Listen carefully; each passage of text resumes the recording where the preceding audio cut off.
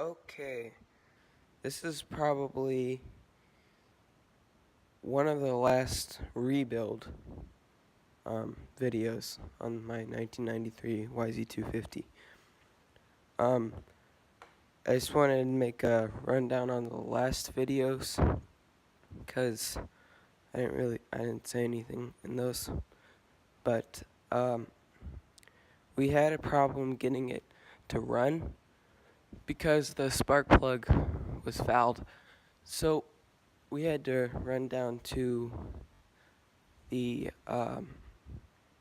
motorcycle dealer, and right before they closed, they gave us, or we got two spark plugs. Show you what the old one looked like.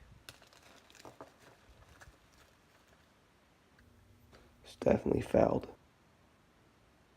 And that was the problem. I think it was second kick, and it started right up. So,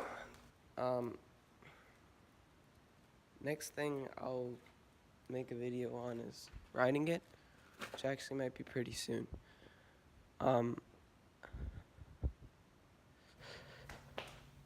Yeah, that's about it.